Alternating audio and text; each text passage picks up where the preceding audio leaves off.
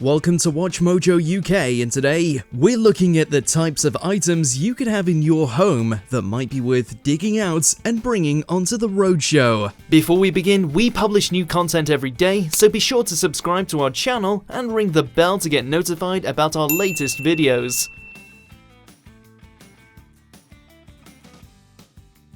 Clothes.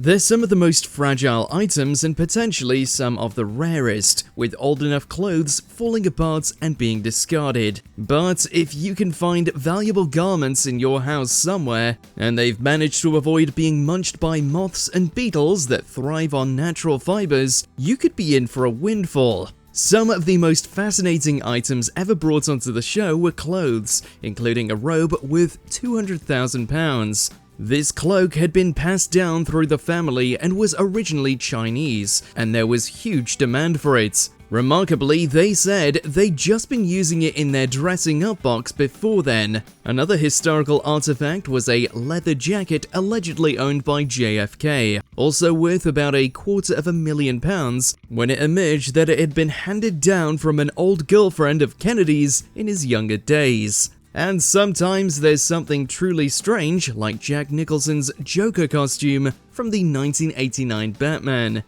Historical objects.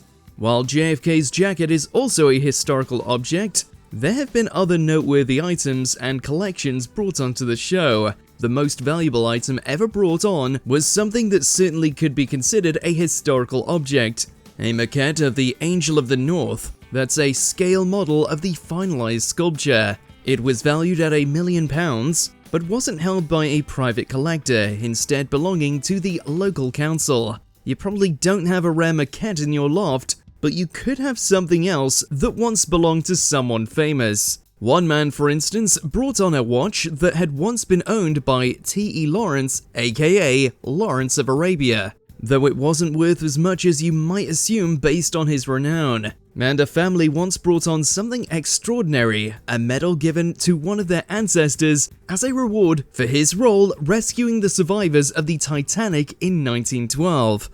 Crockery. This is something that we know you've got in your house, but the stuff you use every day is very unlikely to be worth anything, unfortunately. However, perhaps you've got a collection of fine china or a set of plates that have been handed down through the family as wedding presents, since crockery is such a common gift.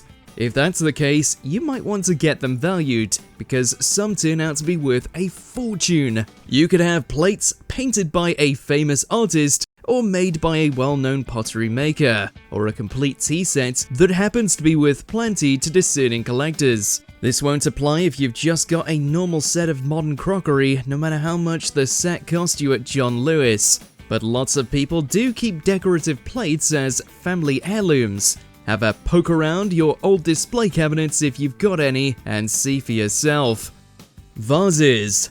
More porcelain. It's well known that certain vases are worth a lot of money, but it's also difficult to know which are valuable and which aren't if you're not a professional, which is why it's certainly worth bringing them onto the Roadshow just in case. Frequently, on the American version, they'll examine vases made by Tiffany, and sometimes Tiffany items make it onto the UK original as well. Since these vases have always basically cost a fortune, it may not be likely that you've got one gathering dust somewhere. But valuable vases remain more common than you might think. As a reason, extremely expensive but fragile vases are such a cliche after all, and you're never gonna regret finding out exactly how much your ornaments could bring at an auction.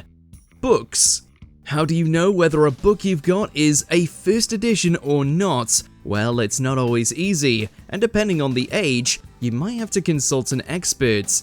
But don't go bringing any old books you find onto the Roadshow. You can still get an idea whether a book is worth a valuation through some cursory research. It's well known that certain first editions of Harry Potter, for instance, are worth an extraordinary amount of money if they contain a certain typo. Other more prestigious books have been encountered on the Roadshow too, including a first edition of The Hobbit and an entire collection of first edition Bond novels with the original covers. Something doesn't have to be a first edition to be valuable either. There was a 5th edition of the Canterbury Tales that commanded a high price because of its age alone.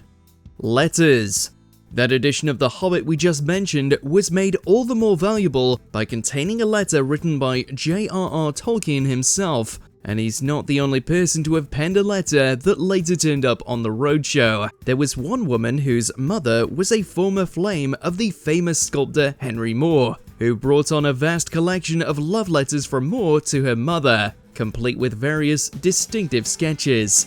It's the kind of thing you'd never sell, but certainly worth studying. And another fascinating letter was from Beatrix Potter, describing the beginnings of Peter Rabbit and her other popular characters, complete with early illustrations. It's always remarkable to find out that your ancestors may have brushed up against someone famous, or perhaps been famous themselves, so definitely have a look at any correspondence they might have saved.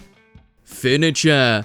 You'd be amazed at exactly which pieces of furniture turn out to be worth a fortune on the Roadshow, because it's usually otherwise unassuming desks and tables. A piece of furniture was also one of the show's most memorable fake items, with someone going to great pains to preemptively age an old cabinet because it would be more valuable that way. Here in the UK, you might regularly encounter chests of drawers, tables, cabinets, and desks that have remained in families for centuries, with some items being 300 years old. There was even once a woman who brought on a Tudor chair that had, sadly, lost much of its value because of how it had been reconstructed and battered at children's birthday parties. It might be a hassle to get a big piece of furniture in the car to transport it, but if it's valued at tens of thousands of pounds, it's more than worth it. Musical instruments.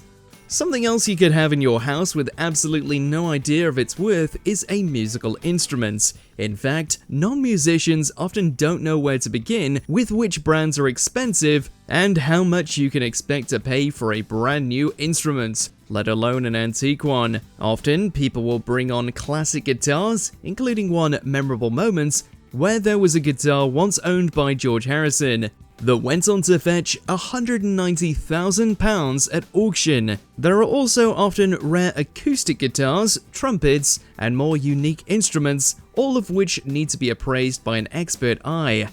Jewelry. It'll come as no surprise that jewelry is often worth huge amounts of money. It can be immensely expensive when new, and depending on the quality or prestige of the craftsperson, it will only increase in value. Sometimes somebody brings on something extraordinary, like brooches set with more than a dozen diamonds dating back to the 1800s. Some of these items are so clearly worth a massive sum that we're amazed they were brave enough to bring them out of the house at all, especially when they're so small. But while you'd probably know if you had some enormous diamonds lying around, there are other, more modest pieces of jewelry with stones like opals or sapphires that you could potentially have. If you do, you should absolutely have them valued for the insurance at the very least. Paintings.